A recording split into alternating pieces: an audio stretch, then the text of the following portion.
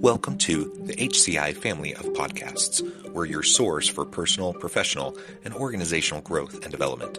We share our own original research, explore industry trends, and interview executives and thought leaders from across the globe. Join us for practitioner-oriented content around all things leadership, HR, talent management, organizational development, and change management. Maximize your personal and organizational potential with the HCI family of podcasts.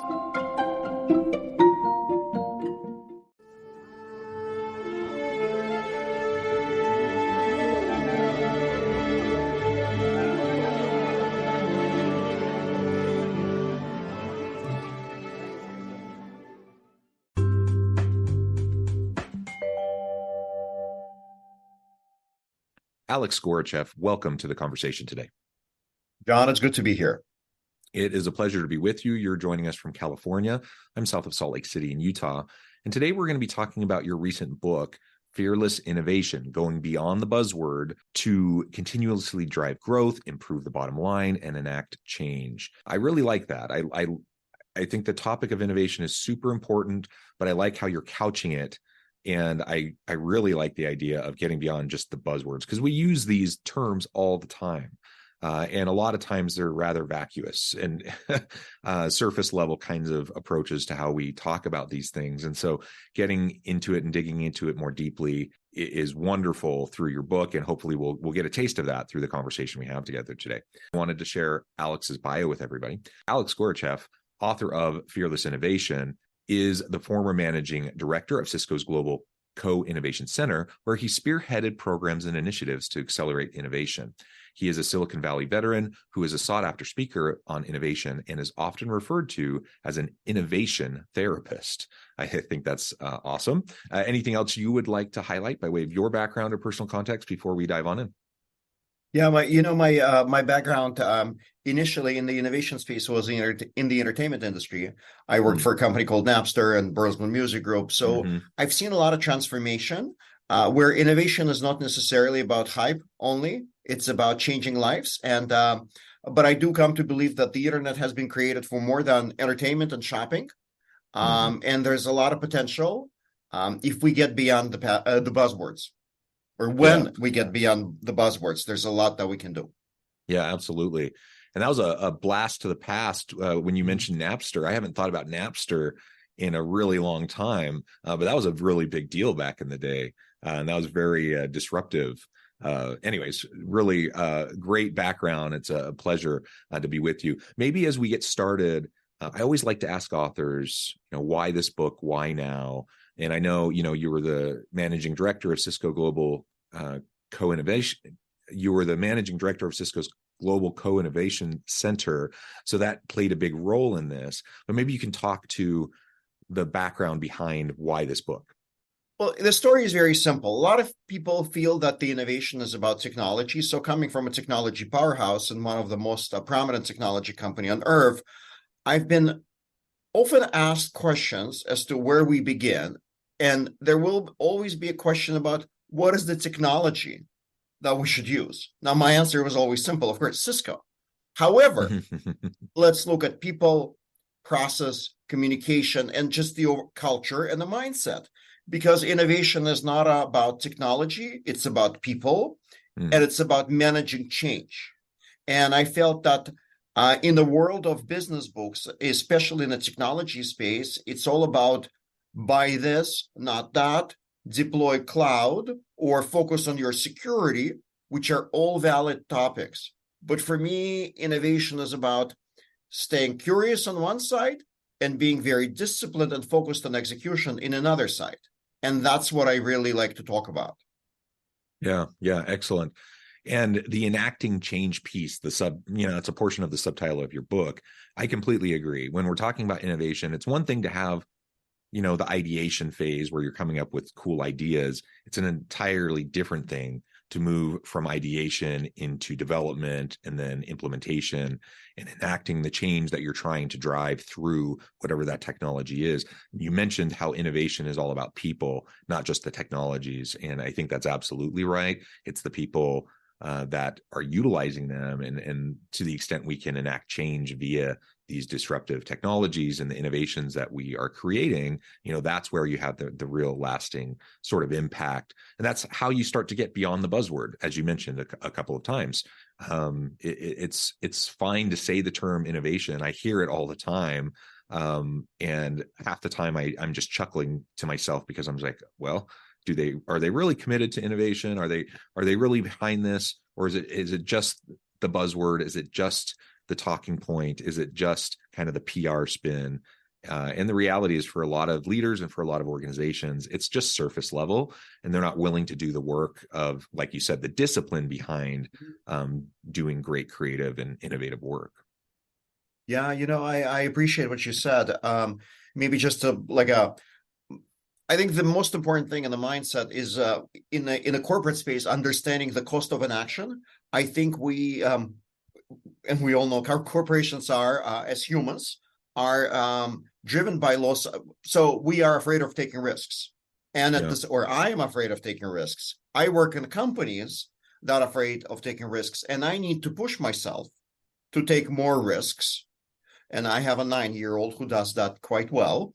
And in the corporations, there needs to be a group of executives and innovators, much like 9 years old, that are pushing us to take risks.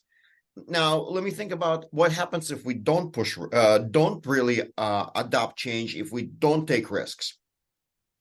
Looking at the Fortune 500 companies, I was just looking up this statistic 3 days ago.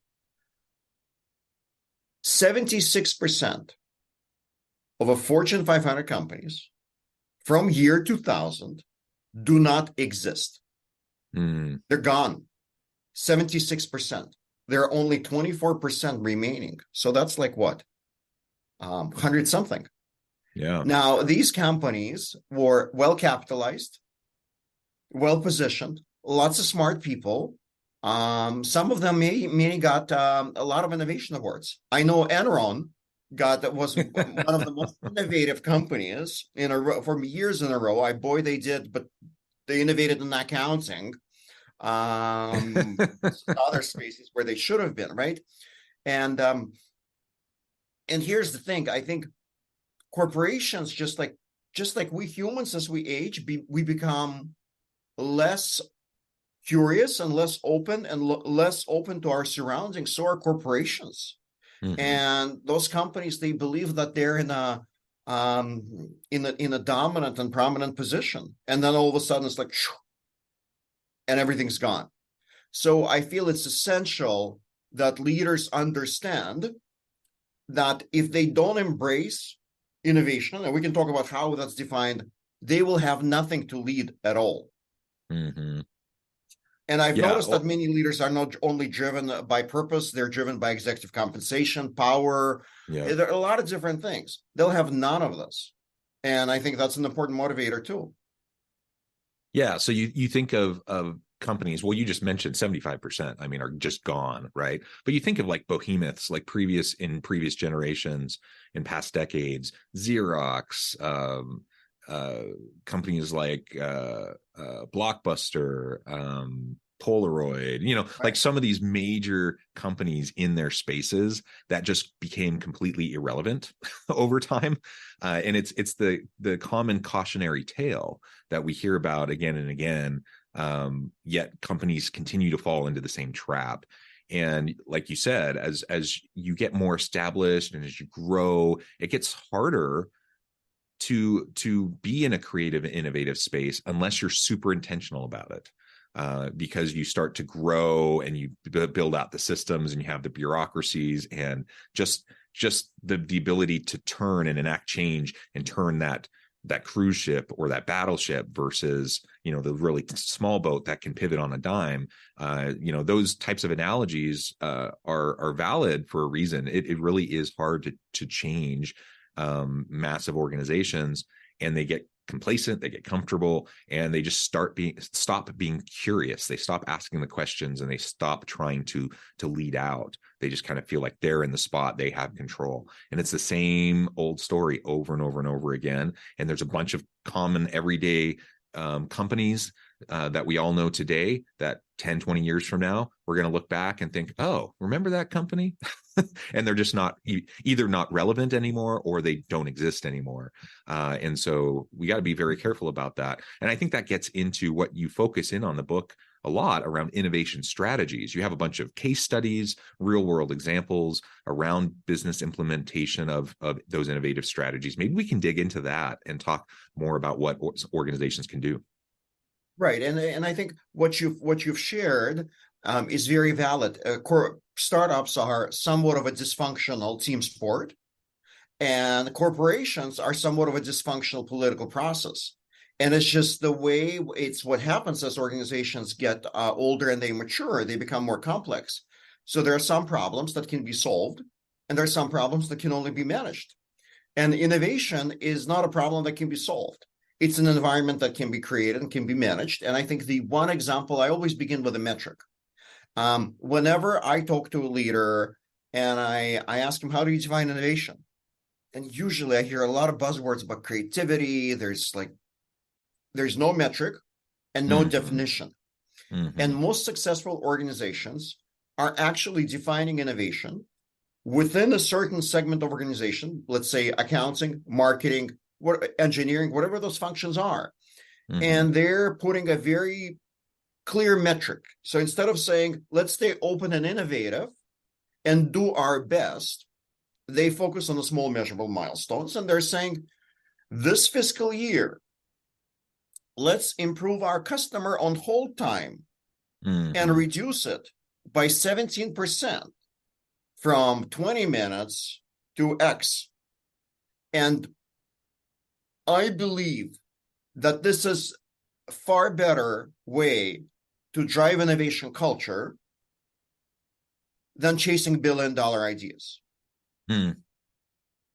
It gives every employee and every team a purpose, an understanding, and a definition, and a goal. Most importantly, it actually holds leaders accountable to defining where that innovation is and being transparent whenever or not they're reaching that goal. And I think that's what really enables innovation. It's not the kombucha on top. It's not the creativity workshops.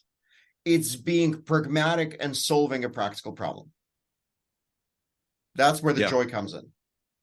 Yeah, absolutely. Absolutely. So what would you say, some of those practical components that you've seen through the case studies and in various examples in your book, like what are some of those things that we can do to make sure that we're successfully executing not groundbreaking types of new billion-dollar idea types of innovations, but just those common everyday innovation strategies that are going to help us be successful? Yeah, I think in today's world, it's really about creating the environment where everybody is heard. So it's actually going back to the this is the question that you're asking me is the question that any organization should be asking their employees and being very transparent with actually publishing the answers and making it available to all. So the question is, dear employees, what are the problems that you're seeing in our organizations?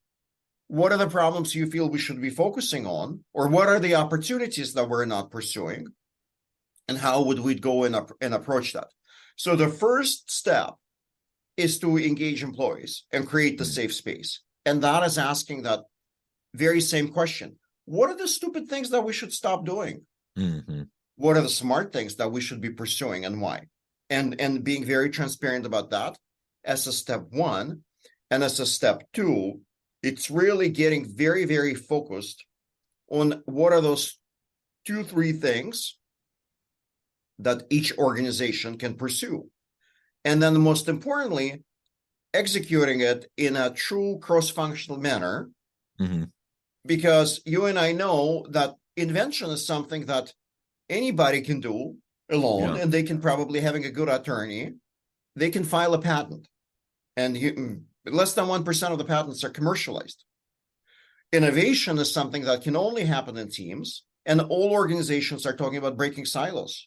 What a perfect example of identifying problems across the company and then getting behind on solving them.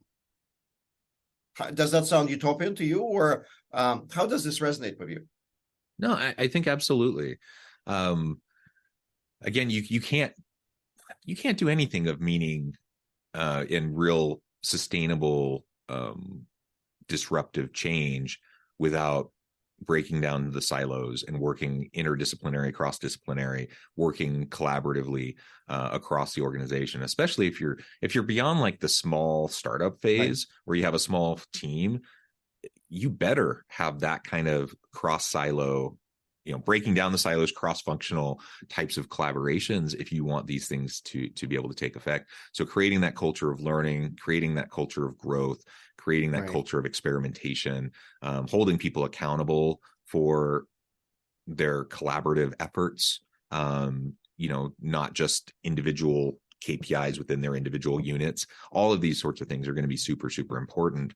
Are there other things that you see either on the positive side, or perhaps we could look at some of the mistakes that organizations are making commonly around their innovation strategies that they may have, or that they may call innovation strategies? You kind of two things, I think, and you mentioned it. I think it's a chasing dollar. It's two things. It's focusing on disruption. There's nothing wrong with focusing on disruption. Disruption happens no matter what. But it's important that we focus on the value creation. A lot of companies come in from like, we want to disrupt this industry. Mm-hmm. Well, to me, that's not necessarily a positive thinking in a way. Let's focus on adding value and solving a problem versus disrupting something. So let's focus on creation. And then another one, I was once in the meeting where a very important executive, I should say, looked, and he was kind of angry, I think, about the company not doing really well. And he was in front of a lot of employees and lecturing them how innovative they should be. And he said, and I want to hear your $1 billion ideas. You better come up with $1 billion ideas and share it with me. And one of very bright and very outspoken engineers in our company looked at him and said, dude, if I had $1 billion idea, why would I give it to you? That was an ego buster, let me tell you. That was, I mean, the room just almost like cheered. And what was the response? How did the CEO respond to that? Well, he was media trained. It was I mean, but I think he learned his lesson, right? So the response was obviously about creativity and rewards and creating value for all, not only for the executives, but for the shareholders, and how we're all here to serve the customer. But that didn't really answer the employee's question. And here's the thing. One, it's about creating rewards. But the second one is stop chasing $1 billion ideas. Empower people. It's far easier to save $1 billion in a large company than to make $1 billion. So instead of focusing on the product, I see a lot of companies that are focused on the product. They all want to create something and ship it. Mm-hmm. Most of the innovation that I see, successful innovation, is in the process. If we think about Uber, or if we think about DoorDash, I mean, these are very simple examples. It's all about process. Yeah. All the components existed before.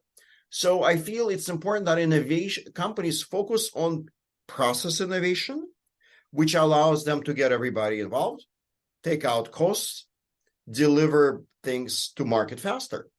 Mm-hmm. And I think the mistake of feeling that process is not sexy enough and it's all about shipping a new product, I think that's not necessarily it's not necessarily the pragmatic thinking. Once we can save $1 million, we can probably make 5. But if we can't save anything and empower people to change the existing structure, we can't build a new one. Mm-hmm. Mm-hmm. Yeah. Interesting. Yeah, I see that all the time as well. So great things to think about in terms of the common pitfalls and mistakes that people make. And I just could not help but laugh about that experience in that boardroom, or in the all hands meeting, or wherever the specific context was. I mean, we see those types of things happen a lot.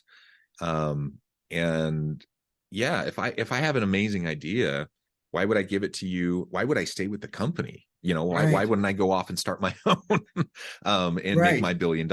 And so it's silly on many levels, that kind of an example. And so it's good that CEO learns that lesson. It's a good thing for all of us to remember, like encouraging people to ask questions, to experiment, to try new things in the simple everyday of the workflow and like the things that they do in their jobs. That tends to make way more difference in terms of cost savings, in terms of productivity, in terms of new creative ideas that then can turn into products than ever just sitting around the room thinking, what's going to be our next $1 billion idea? Right. And employee engagement, right? We all talk about employee engagement. When we empower people to change their experience at work and take ownership, then we become like a startup, right? It's all about taking responsibility. It's all about empowering others. And look, I haven't used the buzzword called AI or generative AI or LLM, whatever those things are. But we live in the world. I truly believe that the companies that do not embrace artificial intelligence quickly will be gone, just gone. And I feel that from an innovation perspective, AI is it's really an ultimate equalizer in the organization, as it allows to disrupt silos, remove layers, equip employees with information, and think about using AI for knowledge sharing within the organization. So a lot of organizations are not necessarily innovative because information is power. Therefore, information is protected and it's siloed, and people don't share. Yeah. AI is all about sharing. Imagine data being accessible and knowledge, organizational data and knowledge accessible to all. That changes innovation landscape completely in the corporation. So I feel that is a major transition that some say is overhyped. I'd say it's underestimated. Yeah. And there certainly is hype around it. Again, the buzz term hype, right? Like there's lots of that kind of hype, but in terms of like underestimating the overall impacts and how disruptive it's going to be, I'm not sure we can overstate that. It's just going to be tremendous. Well, Alex, this has just been a really great conversation. We've only scratched the surface.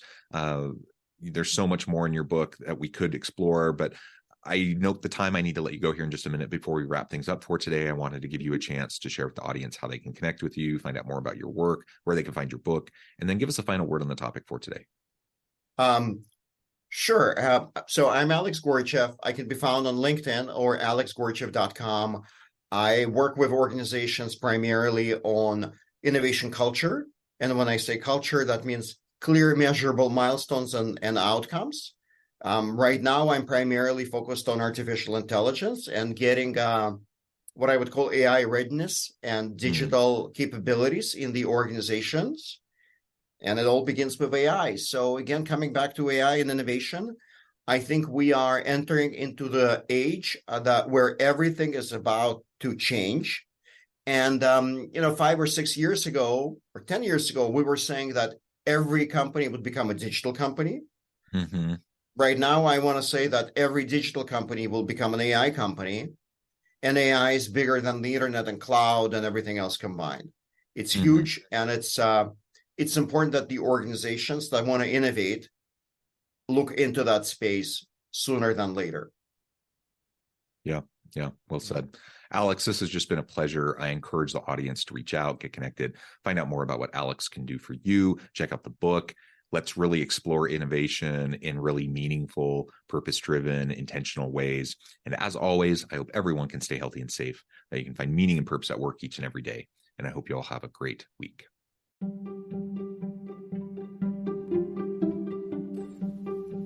Thanks for joining us for this episode of the podcast. We hope you stay healthy and safe, and please join us again soon.